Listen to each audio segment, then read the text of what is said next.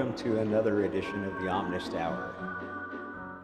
Doing another one today after yesterday's, I think, very good one. I don't know, maybe some Christians are going to be throwing darts at me after giving them some inconvenient truth about their religion that they may not have been aware of. So we're kind of going to flip it a little bit today and give our Muslim friends actually a little different thing. I'm going to entitle this one, Bill and Ted's Excellent Religion, the Rebunking of Islam. Because I'm going to tell you some things about Islam that maybe most Muslims don't even know. I have forgotten because it's not popular teaching anymore. Like the Bible, there's a lot of stuff in the Quran that doesn't ever get covered because nobody really wants to hear that message anymore.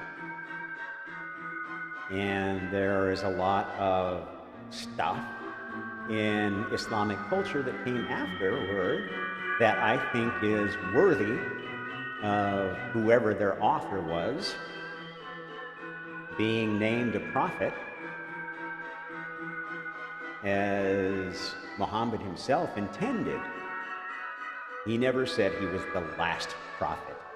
He said he was the latest prophet, and that Jesus, which they believe in, Isa, is the name of Jesus in the Quran, was part of their canon. The Old Testament is part of their canon.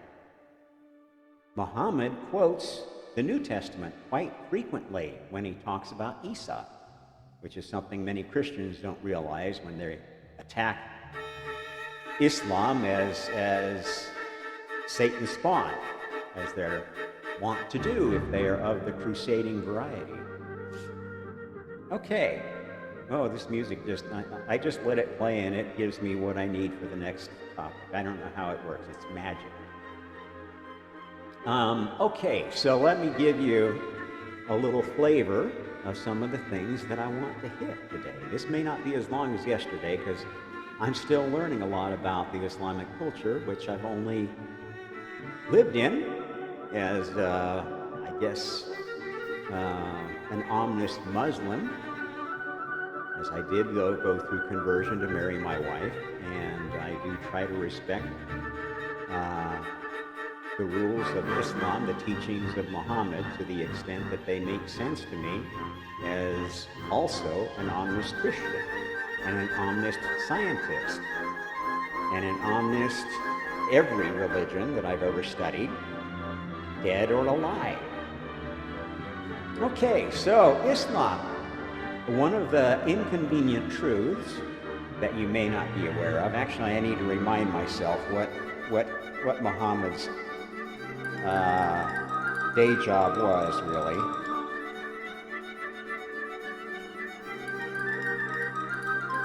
Hang on, I gotta Google something on my phone. Isn't that annoying? Okay, what did he start out as? A rug merchant or, I forget. What was his day job? Let's see, early history, maybe.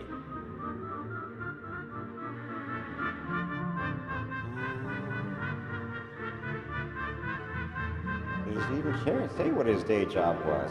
He must have been the kind of most useful carpenter of the day, or merchant. Anyway, I think he was a rug merchant or a camel merchant or something of that variety. Somebody can correct me. Sorry, I didn't do my research as well as I should have. Spank Rob. At any rate, he started out as a pretty lowly trade in the hierarchy of, well, we're not even sure if it was Arabic society so much. There's a lot of doubt about his real origin. Some scholars are leaning towards saying that his ties were actually to Petra, not Medina. And given what we know about the importance of those cities during that time, one finds that a pretty reasonable argument. So, in fact, a lot of the stories that you've been told about Muhammad may not be strictly true. In fact, there are some people arguing that there was no historical Muhammad, just like they have for Jesus. Now, I'm not going to weigh in on that one because I haven't studied enough. But I know some people are putting YouTube content out that's quite popular, espousing that point of view. Okay, so the truth is that, like Jesus, if there was a historical Jesus, which, as again, I pointed out that many people are coming to believe that maybe this was an amalgam of more militant messianic figures turned into a softened one by a clever survivor named Josephus. Maybe the same thing happened with Muhammad.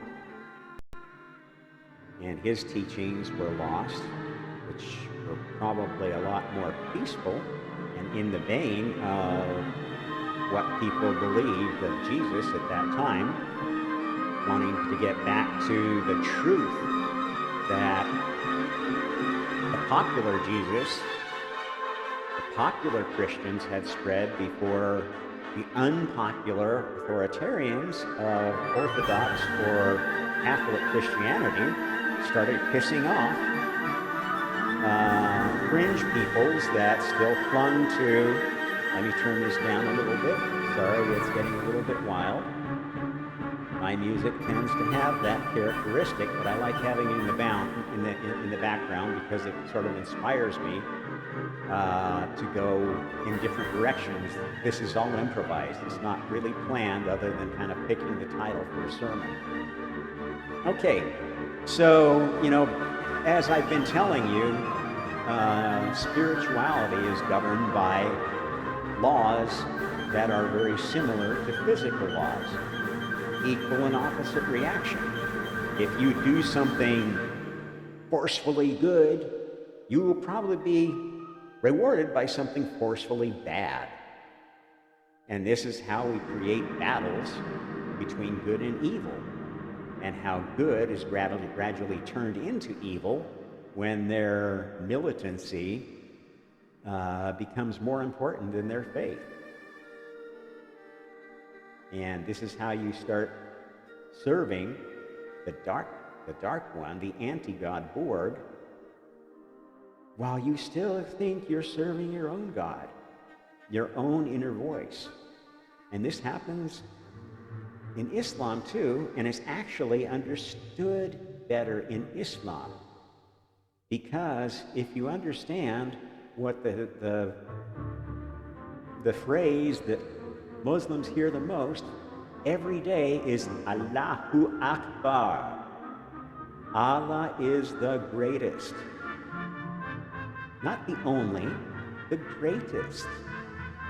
And think about Allah and why it's not Allah.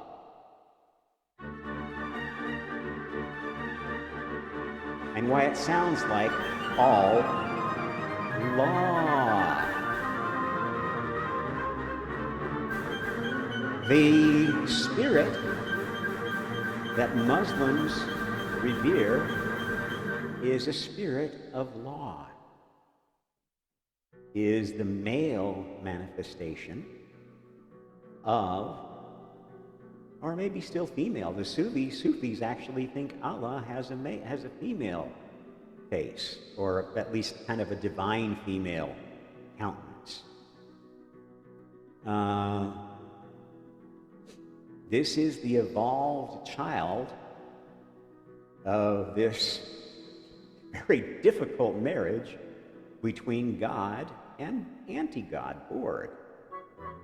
The free will loving, creative, encouraging, real God and the mind-controlling authoritarian anti-God, who have been fighting since before any universe existed, except the spiritual universe.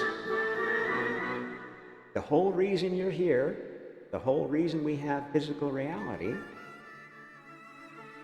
and this will be proven by scientists, it's already being proven, is because this is a simulation. It's a training simulation, and it's sort of a war game in essence. It's taking that war that was stalemated up in heaven and bringing it down to physical universes, which started out with the universe anti-universe pair that were the Big Bang. Yes, our universe is one of a pair. One of them is its original oversoul was God's chosen volunteer, not hand-picked best general, best competitor, but the soul that volunteered to take on the hardest role that any soul ever had, to become incarnated as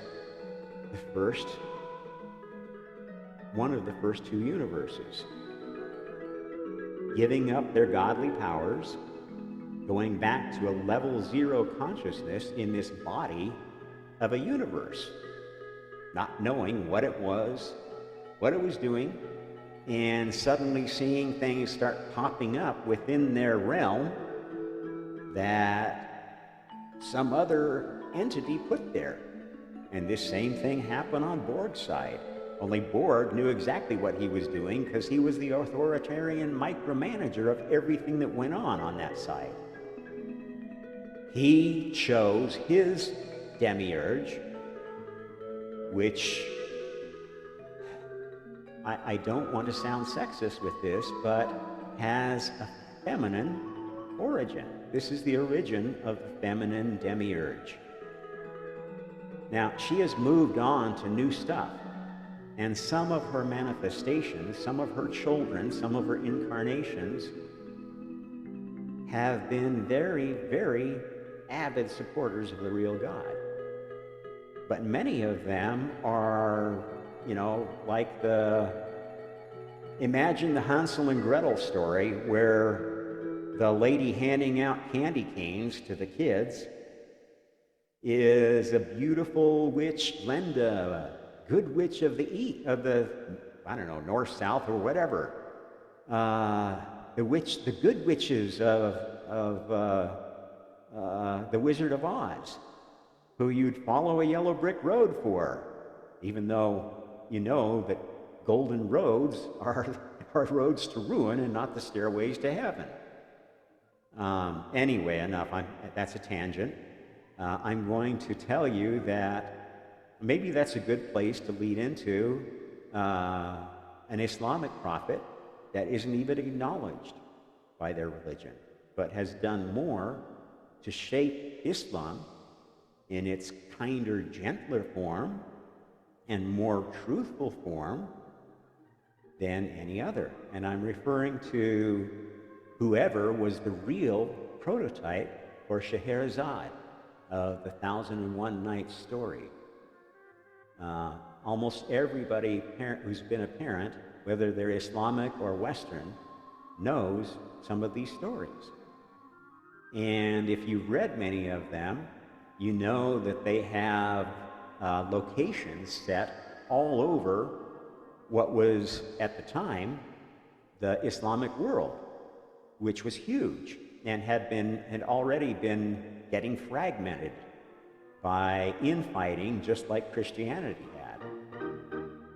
Which, if there's anything that demonstrates that your religion is not quite the full answer, it's when you start arguing over how many angels fit on the head of a pin, and fighting wars over who the successor of the prophet is, or who should wear Peter's shoes in Rome, when there's no evidence that there actually was a historical first bishop of Rome named Peter, or that he was one of Christ's original disciples. Sorry, I'm getting a little Christian here. I want to talk about Islam, but I want to convince both of you and our Jewish friends that your religions have a lot more to them than you think.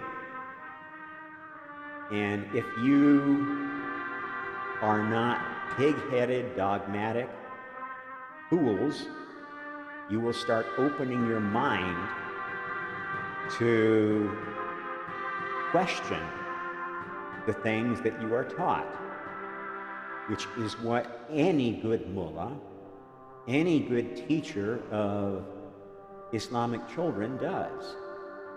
Yes, they teach them from the Quran. They try to find examples that help them establish a healthy, safe,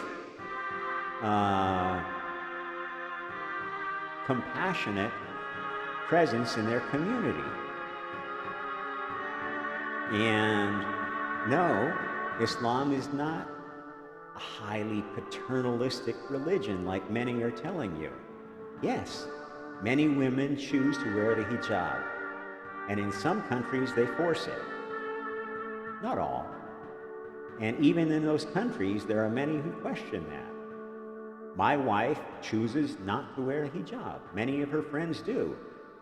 Sometimes when we have an event going on with our family, she puts one on. When she has the mullah who runs the school for orphan children in this area over to share a meal and to pray for and with our family, she puts on her hijab. She's a very faithful Muslim, and she does not wear a hijab. And she's not persecuted for it. Maybe some will look at her askance in the street and think, oh, what a horrible Muslim. And because she looks like the pre-existing people here, the Sundanese, they think maybe, oh, well, it's just because she's black and she doesn't look Chinese or Arab like me, who are the noble Muslims. And there are people in Indonesia that think like that because it's a very multiracial country. And there are Muslims of all colors and races here. And, I should know that better than anybody else because I go around being my Muslimized, ominous Christian self, walking around this country and trying to figure things out.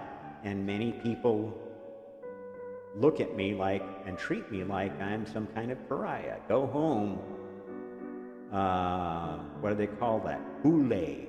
They call Westerners boule here, which is kind of a pejorative, just like Lawai in China, which I was called. It's an insult term that they use for foreigners, that they have this image of coming here to defile their women and take them away from loyalty to their country and to their faith. And this is an active thing going on in Asia, and it's really, really sick. And the other thing I find sick about almost all of Asia is they are more racist than anywhere in the world. Almost every Asian girl I know buys tons of skin products to try to make their skin whiter. And then goes online and hates on Westerners because of the propaganda they've lapped up from watching Western movies and the movies made by people in Korea and Japan who have lapped up cultural Marxist propaganda. It's really sad to see Asia falling victim to the same lies and manipulations as my home country. Anyway, some other things about Islam you may not be aware of. Most Muslims, when asked what a Sufi is, have no idea. In fact, there have been Sufi prophets. And some of them, yes, were false prophets that caused a lot of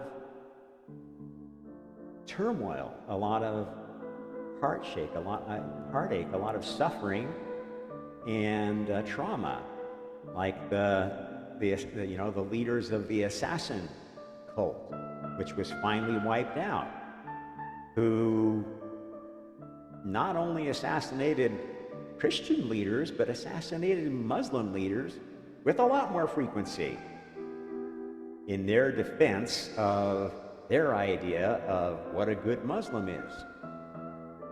They don't teach you about that. But these dark Muslim cults, were the precursors for the fundamentalist jihadists we are facing today. They are not worshipers of Allah. They are followers of the Dark One. They are followers of the jinn. And this kind of leads back to why I think Scheherazade should be acknowledged as an Islamic prophet. Maybe not as great as Muhammad. I don't care how you're gonna rate your prophets, but you should acknowledge them. Rumi was one of the great Sufi prophets. And yes, some people are doing bad things with his teaching. Some people are whirling around like dervishes, thinking that you just have to dance to get close to God. And maybe that's true for some people. But if you know anything about European history, you know that at about the same time, the dancing fever, dance fever, hit the Islamic world through Sufis. It hit the European world, and that's where the whole idea of people being possessed came from. That's why they were so afraid of witches and possessions during the Inquisition and even in the Protestant churches. If you know anything about the Salem witch trials in my country, you know that was still going on. What started before the Reformation in the Catholic Church was continuing to be a problem 400 years later, 500 years later, in European colonies. Leaders were worried about possession, and with good reason.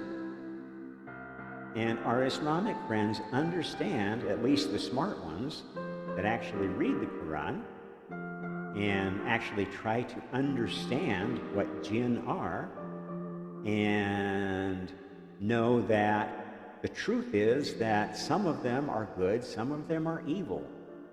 Some of them will make deals with you that will lead you to the devil. Some of them will just pretend like you're your best friend, like the Disney jinn, give you all this free stuff, and make it seem like there's no price until you die and you get to Lord Heaven, the anti-God heaven, and you realize, oh, there's no such thing as a free lunch after all. And this is a good time to mention to my Islamic followers, if I have any, or if they're not already coming to look for me and do a fatwa against a new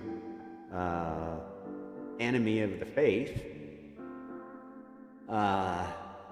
this is the truth. Behind Islam, just like Christianity, there are portions of you that are under the mind control of an evil jinn,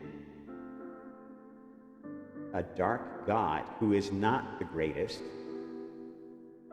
Actually, even Allah is not the God, the first creator, but his favorite creation.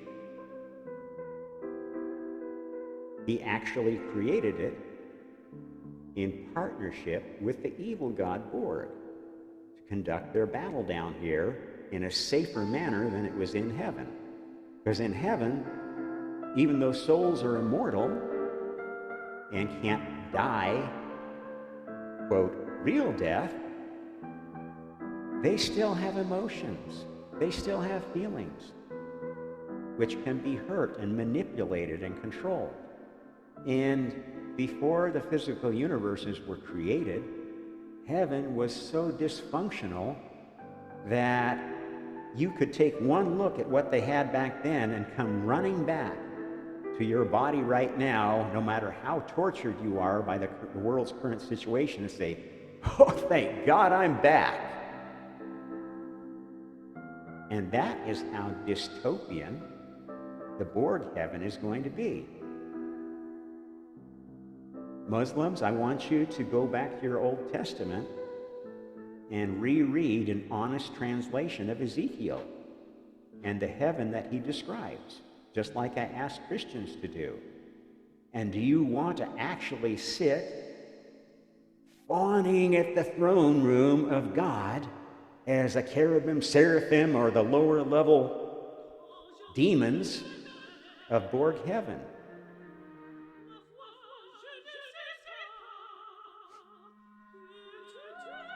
I don't know what that is. I didn't know I had any. What are we playing now? Wagner? Oh, Bizet. I'm probably going to get a copyright strike for that one, even though it's public domain. They're real itchy about anything operatic, trying to do voice matching between sopranos and shit. Anyway. Where was I going with that? Yes, the jinn are a better understanding of spiritual entities than the saints.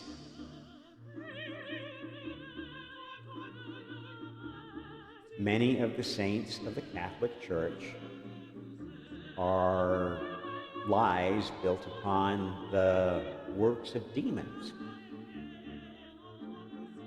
And many demons in the Bible are lies based upon the works of the servants of God, the servants of Allah, who has grown to be God's most trusted ally. Karma is on our side, though her work may seem pretty harsh to souls that don't understand how she works in your life. This is the truth of retribution. This is why Muslims fear Allah.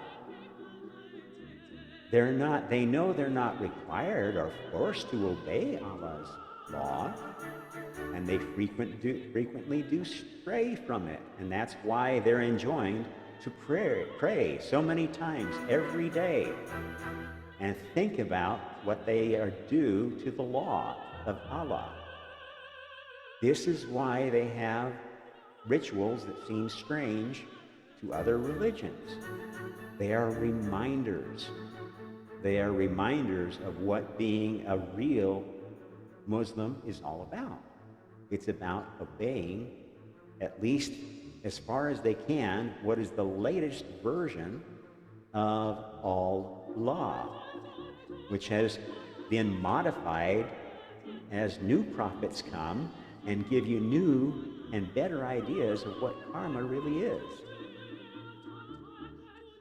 And some of the prophets are of the artistic variety, like Scheherazade, tell you fanciful tales that have truth embedded in it, just like the fairy tale writers of Europe, the fairy tale preservers, who would take old tales and make them new.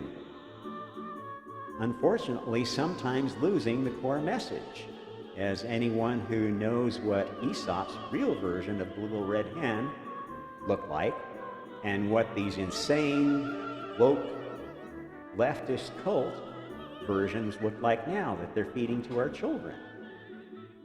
Telling them that, oh yes, there is a free lunch, and you're obligated to give everybody your lunch, even if they did nothing to earn it. even if they're lazy slobs who sat around watching you do everything the hard way to feed your family and then expect to take it away from you because they deserve to eat too. God does not support that. God is not a God of unconditional love. That's the dark one. Unconditional love is enabling love. It looks the other way when your kids are doing evil and says, oh, well, they're just kids. Oh, they'll grow out of it. No, they won't. They need guidance and discipline from their parents, or they're going to have to get it from their teachers, or they're going to get it from the authorities when they grow up enough to commit crimes that will land them in jail. This is reality.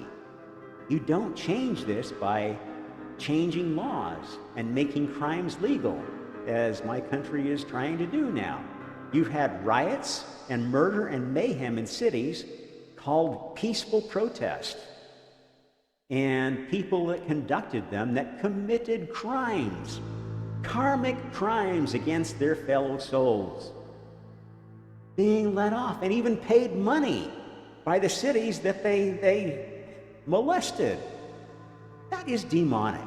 That is purely demonic. And you've got other souls being persecuted for being lured into the capital by paid agitators. Yeah, they were useful idiots, and some of them did a little damage. Go ahead and persecute the real crimes, but find the ones that push these useful idiots into committing crimes, because those are the ones that are serving the Dark Lord. They are doing the bidding of the mind-controlling master of the universe. And I'm telling Muslims too that there is messianic prophecy in your religion. Find out who the Mahdi is and why real Muslims look forward to the coming of the Mahdi, who is not conquering Messiah like some may expect, who is not I love everybody Messiah like some people think Jesus was, but actually an incarnation of God's favorite child, the divine male demiurge, who has finally graduated from the toughest assignment any parent ever had to let a beloved child take.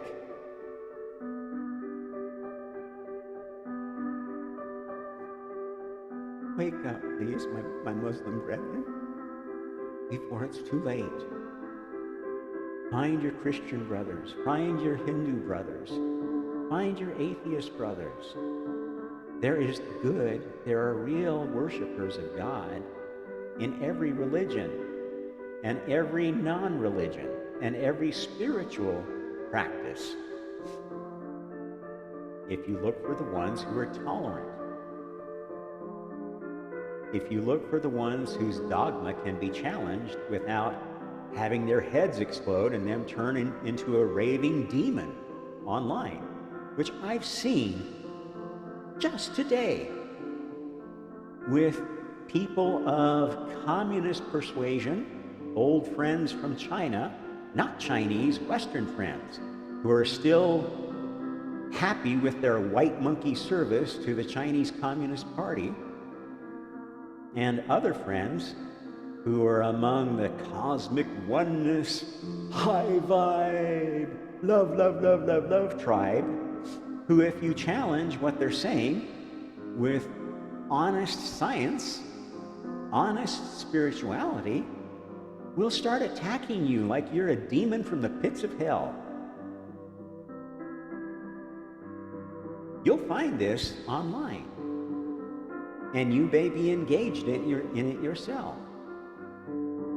If you go crazy with hate and wanting to cancel and wanting to block and punish anybody who disagrees with you online, or shut down your internet, as so many countries are doing and companies are enabling them to do through their increasingly authoritarian control mechanisms that are exerted at a globalist level that don't serve any country but serve stateless corporations. You don't have much longer to fight this, and you have to fight it. I don't mean militarily. I mean with your voices, with your free speech. Do it with comedy. That's the best way to fight authoritarianism in a country that is cracking down on free speech. Make your jokes so cryptic that only people with an open mind can understand that you're actually attacking the system instead of defending it. That's what they do in China. They're constantly changing the language of their chatter on Weibo to escape the persecution of the Chinese Communist Party. This is what has kept so many Uyghurs alive, what has kept so many Tibetans alive, fighting their fight against the overwhelmingly powerful authoritarian power. While bozos like the Dalai Lama and, are preaching love, love, peace, peace, peace. Oh, it'll all go away if we just all believe enough. Or it's all an illusion. You don't have to worry about this because it's not real. Reality is when you rejoin source. This is stupid, and we need to tell people they're stupid when they believe things like this. They are based on logical fallacies. Logical fallacies. There is not one all-knowing, all-powerful, almighty consciousness of the universe, not of God's universe. Maybe one in Borg's universe, because that's how Borg wants to run things. And if you like that, you're going to get there soon. Because what I've been telling you is you have only a short time left to choose the road you're on. That's why I call my book Stairway to Heaven.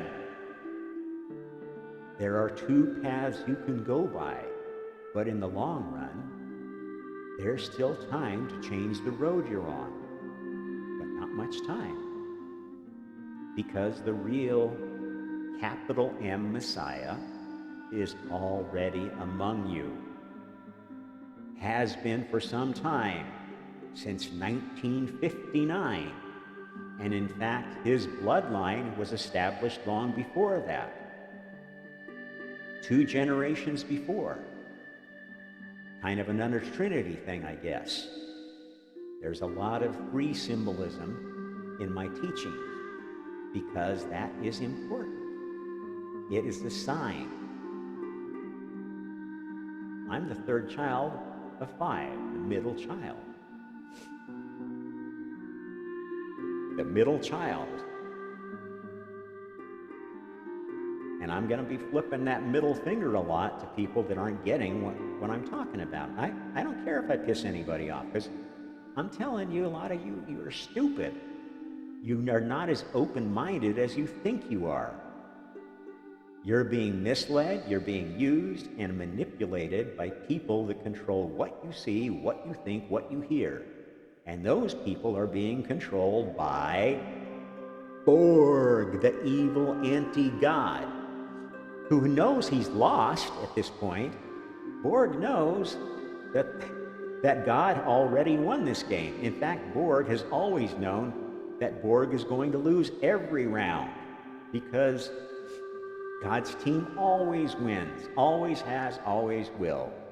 Even if Borg wins a round, what happens in that round turns out to be good for the plan.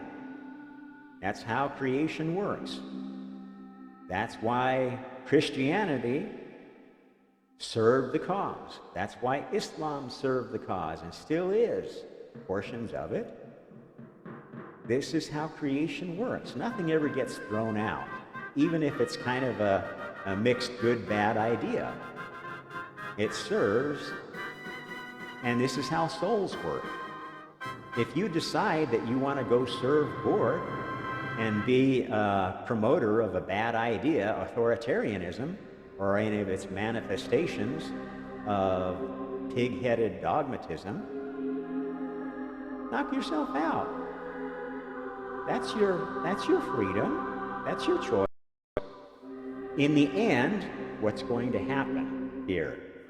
Okay, when God dies in this event, that's going to be the end of the seventh day of creation, which all people of the book are aware of, the Genesis story. What's not true about that story is the seventh day God was testing, not resting. God was incarnating himself and reincarnating in subsequent versions of karma until karma was perfected. That's why humanity exists. That's why our planet exists.